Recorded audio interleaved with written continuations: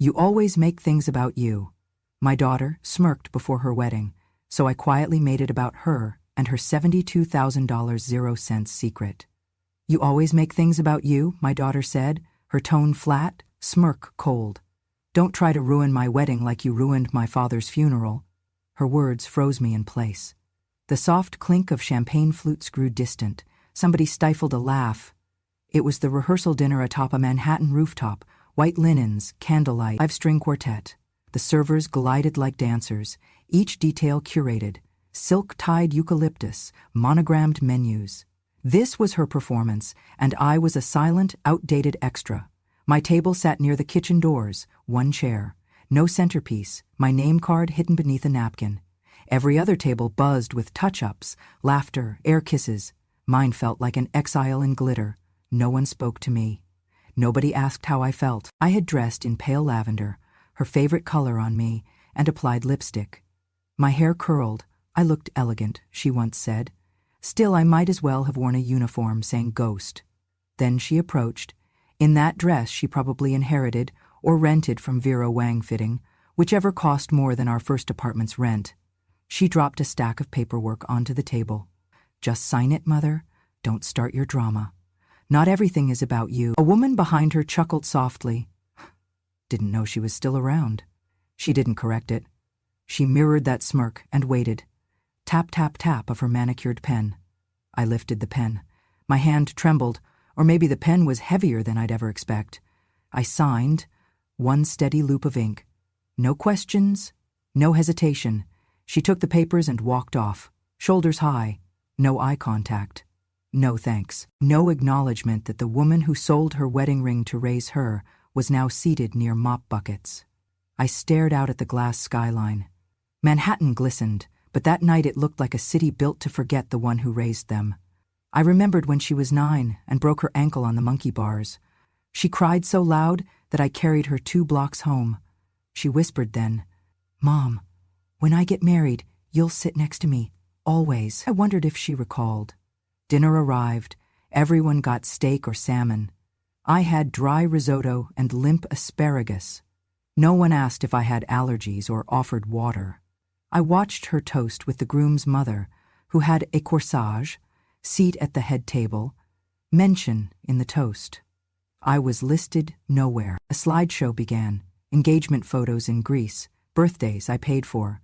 Disneyland 2001, my face cropped out, standing behind the camera, holding snacks and anxious backpacks.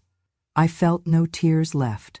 She had become polished cruelty, rehearsed in mirrors, erase people with a flick of a wrist and a glossy smile.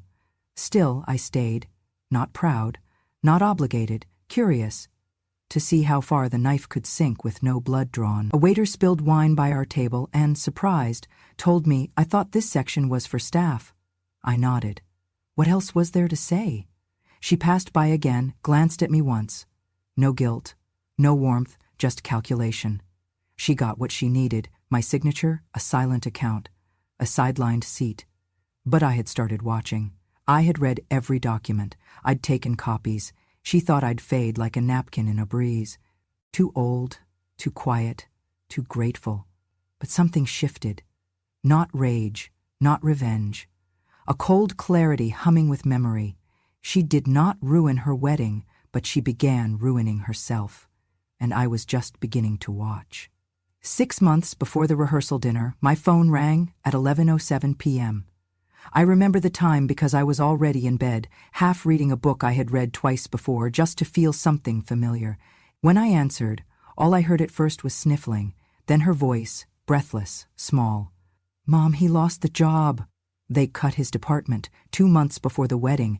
The venue is non-refundable, the deposits are locked in, and if this falls apart now, I'll look like a failure, everyone will know, and I cannot lose this. I cannot lose him. Or you." She had never called me like that before, not since high school, not since the night she got caught drinking at a friend's house and called me from the backseat of a cop car, begging me not to tell her father. That same panic. That same desperation wrapped in performance. "I need your help, Mom," she said, like it was an afterthought. And just like every other time before, I gave it. She used to say I was her entire world. Now I was just her backup plan, silent, disposable, and only useful when someone else failed. That is not motherhood. That is being held hostage by the hope that one day she might remember. I had no savings to speak of, just a modest pension, some inheritance from my late sister, and 2 small accounts, one for medical expenses, one for emergencies. This felt like both. I went to the bank the next morning and withdrew $72,000. I remember the exact number because the teller looked at me like I had made a mistake. "Are you sure, ma'am?" she asked. "Yes," I said. "It's for my daughter's wedding." I sold the only valuable thing I had left. A gold wedding band from my husband, worn thin over 3 decades of dishwashing and diaper changing. I pawned it without blinking.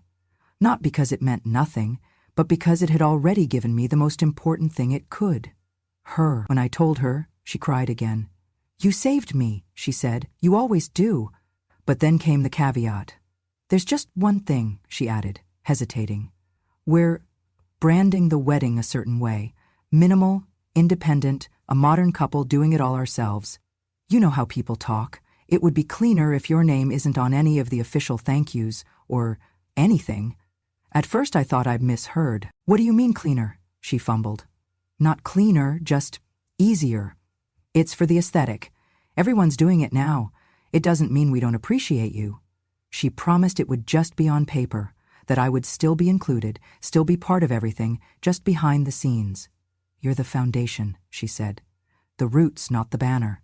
I agreed, because I believed that love meant compromise, that mothers were meant to be behind the curtain, pulling strings with invisible hands. I told myself that being invisible was a sign of strength. But over the next few weeks, the cracks began to show. The first invoice arrived, 6 digits for a historic venue with a rooftop garden and crystal chandeliers. Then came the designer fittings, Vera Wang, flown in. A cake so elaborate it had to be refrigerated on site, a photographer who specialized in drone footage and vintage film, and a videography crew of 8 with drones and wireless mics. I asked once, softly, "Is this still necessary, with everything happening?" She smiled like I was a child asking why clouds float. "Don't worry, Mom. It's all handled. You're not the only one helping." But I was. I knew it. No one else had $72,000 on standby. No one else had co-signed anything. Then one day an email arrived. I think it was a mistake. She had forwarded me something about catering, and at the bottom was a reply from the wedding planner. "Thanks again to the father's estate for the payment," it read. I stared at that sentence for a long time. The father's estate. My husband had been dead for 9 years. His estate had been closed, split, and spent. There was no father's estate, just me. Just what I had scraped together by pinching coupons and skipping medications. I started digging. I opened the wedding folder she left at my apartment during one of her visits. I looked through the contracts, the licenses, the payment forms, and I found it. The wedding license. Not yet signed. The catering agreement. My name on the billing section. The venue contract. Again, me. Address, email, signature, the IRS tax forms.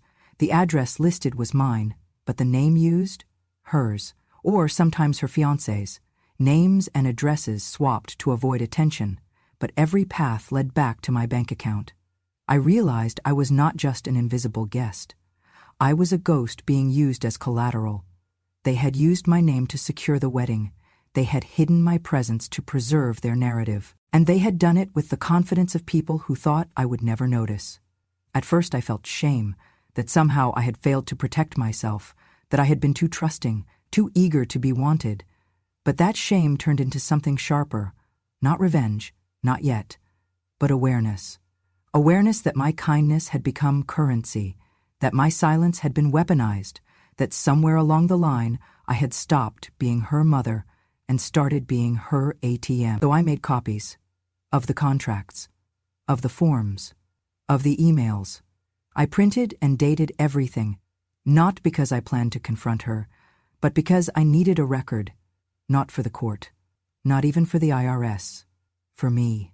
To remind myself that I had not imagined it, that I had in fact disappeared from my daughter's life while funding the very event that celebrated her future.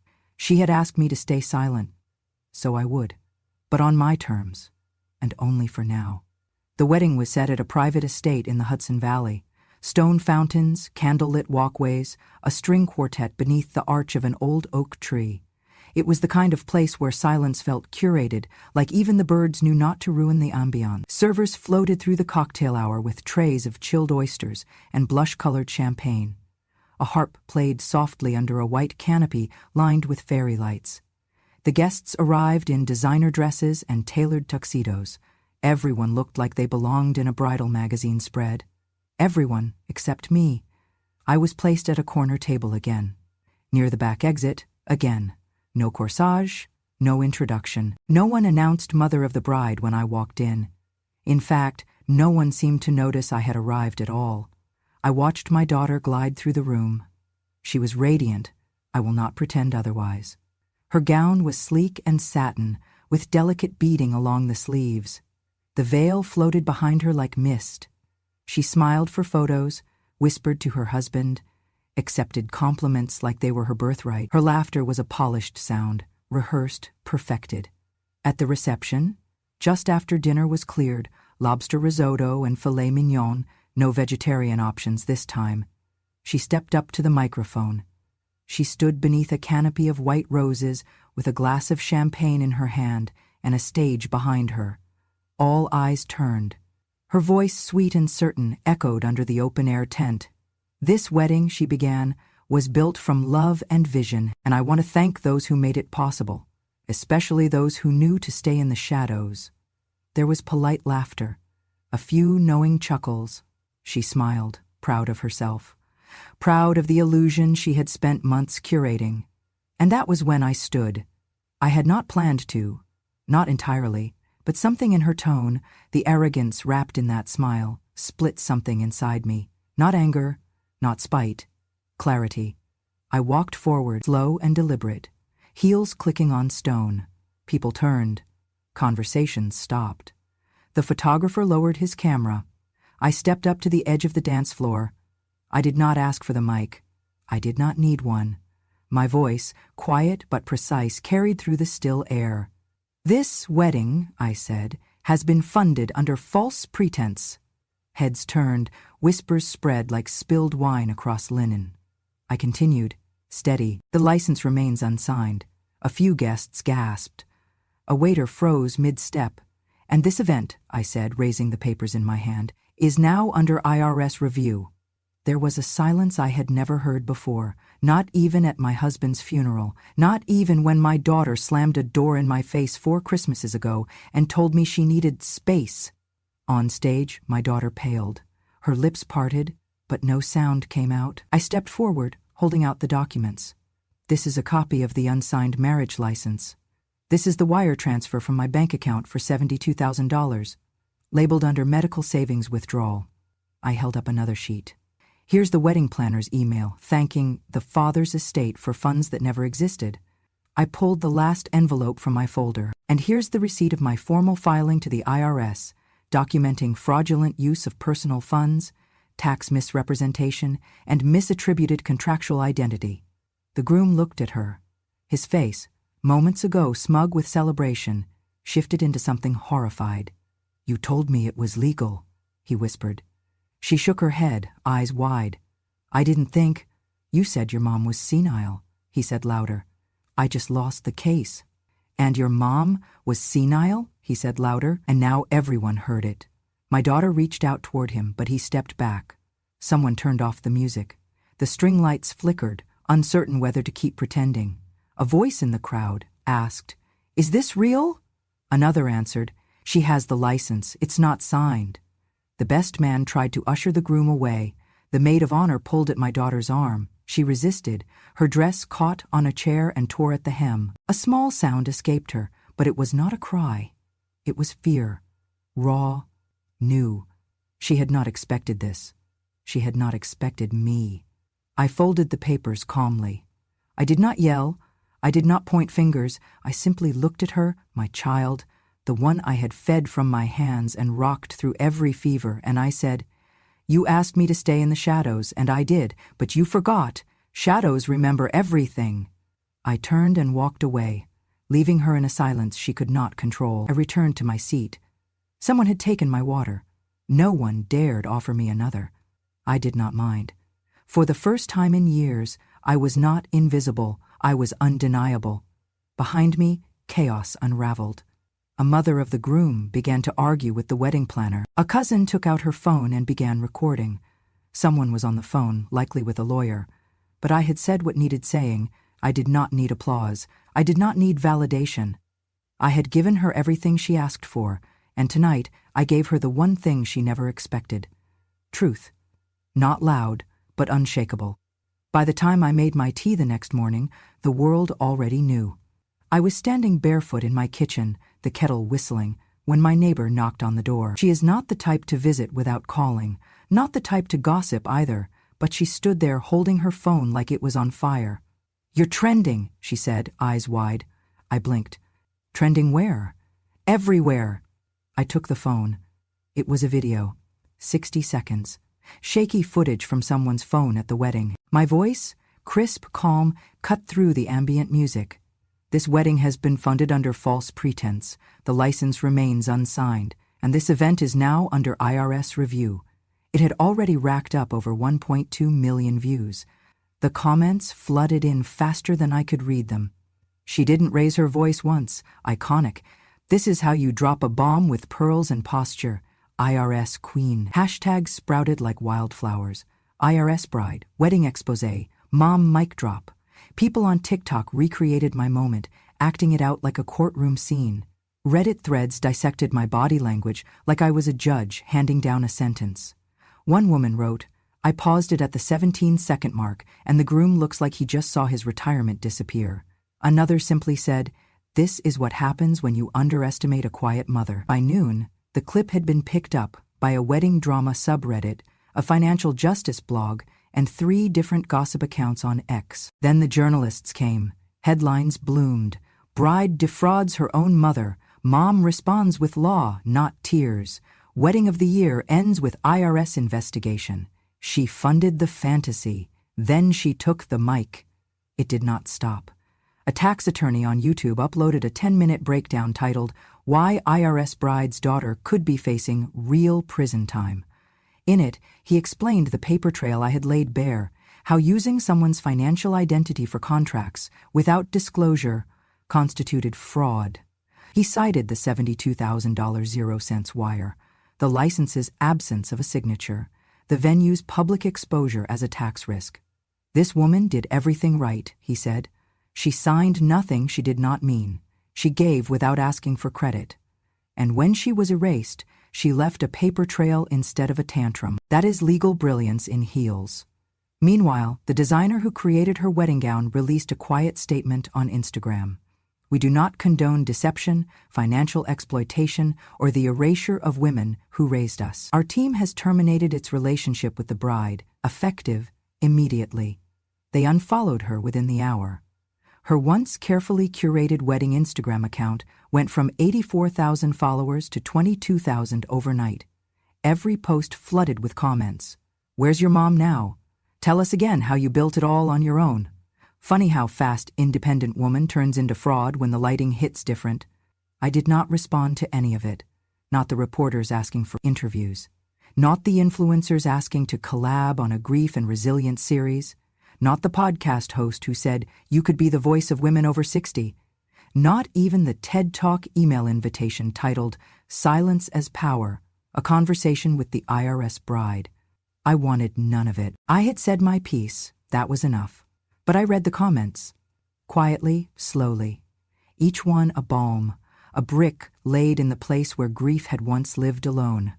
And then I saw one that stopped me cold. It was a comment on the original video, buried among thousands. "I took my mom out of my wedding photos because I was ashamed of her dress. I told myself she'd understand." She never said a word, just sat through the whole thing in silence. After this, I printed her photo again. It's on my nightstand now. "Thank you, IRS Bride." I read that one twice. Then again. I printed it out and tucked it inside the journal I had not written in for years. The same journal where I had once recorded her first steps, her first words, her first lie, not because I needed proof, but because sometimes the right silence leaves echoes in people you will never meet. Strangers began to send messages to my email, dozens, then hundreds, some long, some only a sentence. My daughter blocked me last Christmas. I still bought her baby gifts. My mom was erased from our family history because she had an accent. She still taught me how to pray. I've never seen someone like me win before. I was not winning. But I was no longer losing quietly. My daughter, meanwhile, went quiet. No posts, no stories. Her husband's account was deactivated. The wedding page was removed. Her planner stopped taking new clients. The venue issued a legal statement that all future clients would need financial verification from all co-signers. The industry that had erased me suddenly remembered I existed, and yet I felt no pride in her downfall, only peace in my presence. People kept asking what I planned to do next. Sue? Write a book? Speak publicly? I made tea. I watered my plants. I swept the floor, and I waited for the noise to pass, because noise fades, but truth lingers, and this one had found 1,000 homes. The text came 3 days later, no greeting, no punctuation, just a string of words that arrived like a bruise. Hope you're happy. You killed my wedding. That was all she wrote. No explanation, no apology, no acknowledgement of the lies, the manipulation, or the silence she had wrapped around me like a gag, just blame, clean, sharp, and cowardly. I stared at the message on my phone for a long time. My thumb hovered over the keyboard once, maybe twice, but I typed nothing. What could I say to a daughter who had erased me in front of hundreds, then accused me of destroying the illusion she had built on my back? Instead, I took a screenshot. I printed it, in black and white. I slid it into a laminating pouch and sealed the edges tight, like you would preserve a document you might need one day for court. Then I walked to my bookshelf, pulled out a photo album I had not touched in years, and flipped to a page from when she was sick. There it was, her tiny arms wrapped around my neck, legs dangling behind me as I carried her piggyback through Central Park. Her smile was wide, her eyes still full of the kind of joy that had not yet learned how to weaponize itself. I slid the laminated text next to that photo. She had once clung to me like I was her entire world, and now she sent me a sentence as cold as a closed door. That album stayed open on my coffee table for the rest of the week, not as a shrine, not as a wound, but as proof that I had once loved her openly, fully, loudly, even when I knew she was learning how to forget me.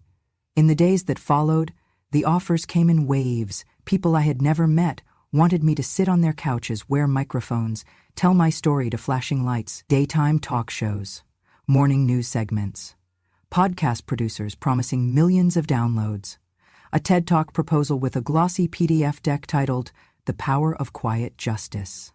I read every email, every pitch, every outline, and I declined every single one. Not because I was ashamed, not because I was afraid, but because I did not want to turn survival into performance. They wanted sound bites. I had lived an entire symphony.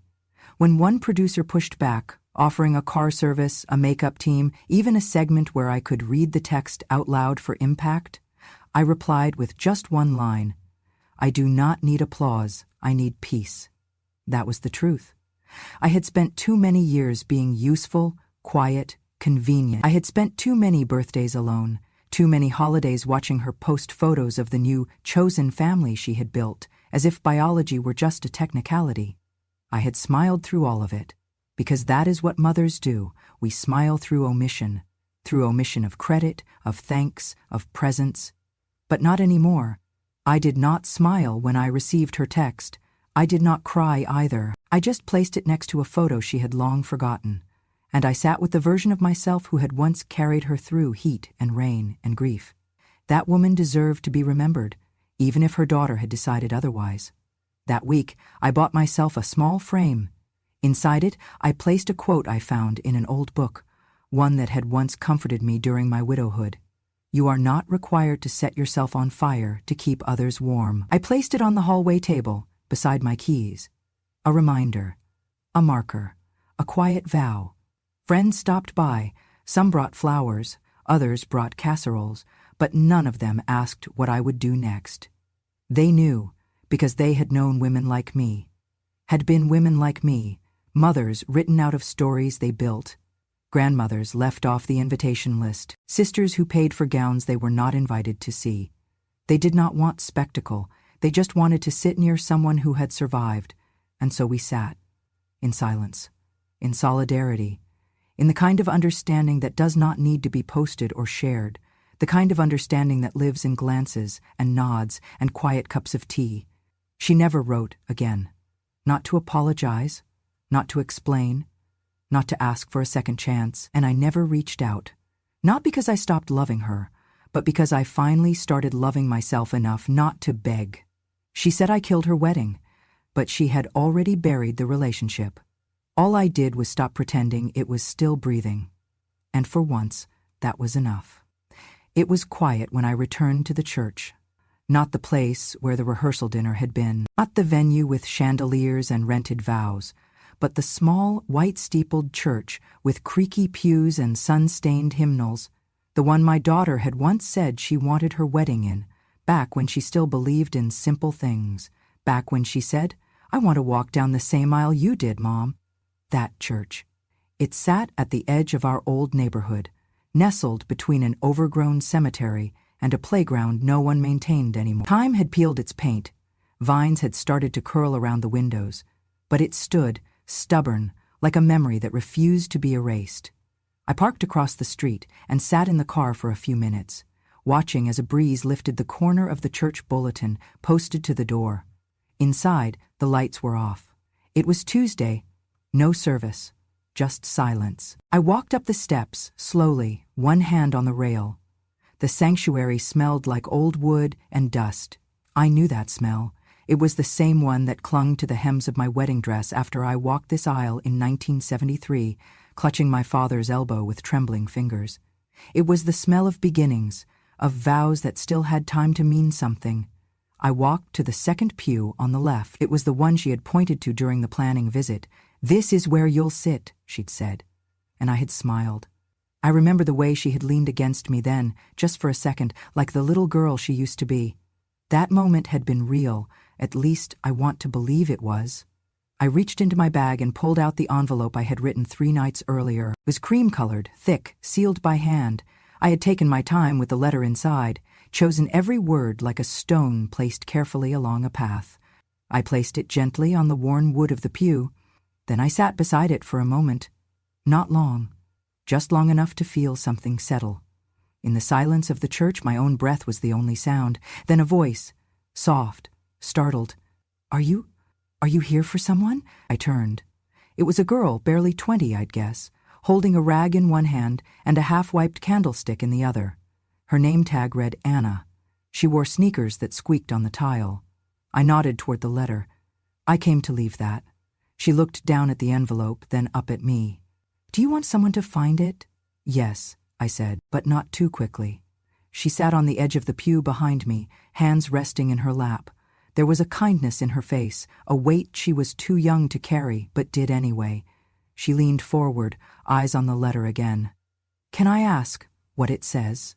I hesitated, then I recited it quietly, without ceremony. "Dear daughter, this was never about me. It was about you learning that love is not a tool.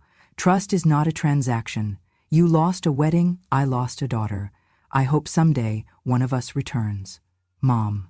When I finished, Anna's chin trembled. She blinked fast, pressing the edge of her sleeve to her eye. She asked, "If she does come back, will you forgive her?" I looked at her, really looked. The way her fingers fidgeted with the hem of her shirt, the way her voice had caught on the word forgive. Maybe she had her own letter, her own pew, her own version of a mother who loved too quietly. I answered the way truth demanded. "I didn't write the letter to be forgiven," I said. "I wrote it so I wouldn't turn to stone." She nodded, slowly. "I think she'll come back," she whispered. I didn't agree. I didn't disagree. Hope is a tricky thing. Sometimes it keeps you warm. Sometimes it burns your hands. I stood. "Thank you for letting me sit here." She reached out and gently touched the envelope as if it were holy. "Thank you for leaving it." I walked out without turning back. Outside, the wind had picked up. The leaves skittered across the sidewalk like they were running from something, or maybe toward it. I do not know if my daughter will ever read that letter. I do not know if she will return to that church, or to me, or to the version of herself that once believed a wedding was not a performance. But I left something there. Not for her. For me. A goodbye. A maybe. A map back to something real, should either of us ever want it. And in that quiet old church, I felt something I had not felt in months, not forgiveness, but release. I returned home quietly, no fanfare, no applause, just the soft creak of my apartment door in Queens and the familiar sigh of wood floors that knew my steps. The window above the kitchen sink had stuck again. The radiator still hissed like it had something to say, and in the corner of the living room, on the windowsill where the sun lasted longest, sat my mother's cactus. It had been there for 60 years, planted in a cracked terracotta pot, its green arms reaching upward like they still expected to be held. My mother gave it to me the day I left home, wrapped in newspaper, with a note that said, "Some things survive by growing slowly. Be patient with yourself." I used to hate that plant. When my husband died, I tried to throw it away, could not. When my daughter moved out and stopped calling, I forgot to water it for weeks. It never died, just waited.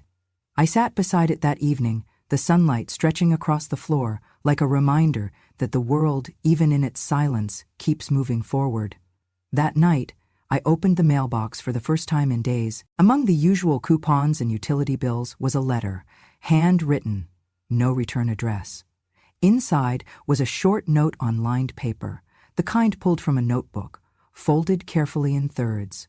My mother left behind a stone bench in a park. Her name is carved into it. For years, I thought it was pointless, just something cold I passed by. But after your story, I went and sat on it. And now I go every Sunday. I talk to her. Thank you for reminding me that presence is a kind of legacy. There was no name, just a final line. You made space for women like her, like mine, like you. I sat with the letter for a long time. I did not cry. Not anymore. I had cried enough for the woman I used to be. But I felt something else. A kind of rootedness, a sense that even if I had been cut from my daughter's photographs, I had not been erased from the world. Later that week, I went to the bank. I wore my best coat, the navy one with the inside pocket where I used to keep snack bars when my daughter was little and always hungry after school. I told the teller I wanted to make a withdrawal. She asked how much. I said, $72,000. She looked at me the way people always do when they think older women are making a mistake. Are you sure? Yes, I said. It is mine, and I know what it is for. She nodded. She did not ask more questions. I took the check, walked out into the brisk afternoon air, and caught the train to a community foundation I had researched for weeks. They helped me set it up, a scholarship, a grant, a tiny fund with a long name, the Quiet Fund, for mothers erased from the frame. Its purpose was simple, to provide financial aid to women over 55 who had given and been forgotten. Women who had funded weddings they were not invited to, grandmothers who bought books for grandchildren they were not allowed to see, stepmothers erased from obituaries, sisters who gave loans and were never called again.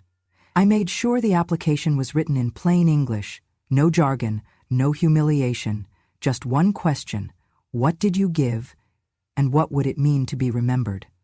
I did not want their stories broadcasted, I just wanted them heard. The first application came in 2 weeks later. A woman from Missouri. She had paid her son's rent for 8 years. He married without telling her, blocked her number, she wrote. I only want enough to fix my car so I can drive to the library again. We sent her the check. More letters came, some short, some heartbreaking. I co-signed a loan, he defaulted, I lost my house. I gave up school to raise my brother's kids. No one came to my birthday last year, not even a card. I bought the dress, the flowers, the photographer. They cropped me out of every photo. These women did not want revenge. They wanted relief. They wanted a bench, a flower, a cactus that refused to die. They wanted someone, somewhere, to say, I see you.